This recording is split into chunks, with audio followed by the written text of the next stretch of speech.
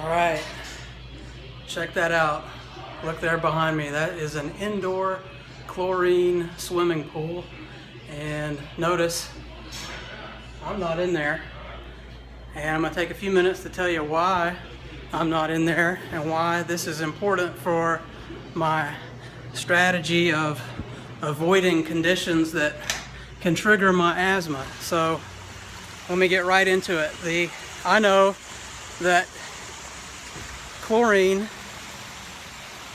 is an irritant for my lungs, and it causes me to have symptoms of my asthma. So it's a trigger, and one of my best strategies is to avoid the conditions that trigger my asthma so that I can have a more active life. Now, I used to swim in that swimming pool all the time in the winter because where I live, it gets too cold for me to effectively exercise outside because the cold, dry air is also a trigger for my asthma. So I was trying to get away from that trigger, go inside to the indoor swimming pool where I could get my cardiovascular exercise and avoid the cold. But the chlorine is evaporating out of the water constantly. It's trapped in there. Some of it goes out through the ventilation system throughout the day. But think about it. You know, if you've been to an indoor chlorine swimming pool, you got that really strong chlorine odor. So not everybody's asthma condition is triggered by strong odors. I happen to be one of them. So my strategy is to now avoid the indoor chlorine swimming pool.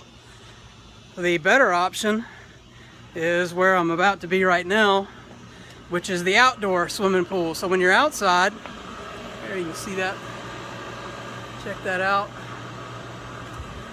At the outdoor swimming pool, the chlorine is evaporating to the atmosphere, but you've got more air currents outside and you've got a much bigger space for the chlorine to evaporate to. So you're gonna breathe in a little bit less of the irritant in an outdoor chlorine swimming pool. Now, my tip for the winter time, if you can find an indoor saltwater swimming pool and you're able to afford to go use it, that's a great option because you're going to be able to avoid cold, dry air by being able to exercise inside.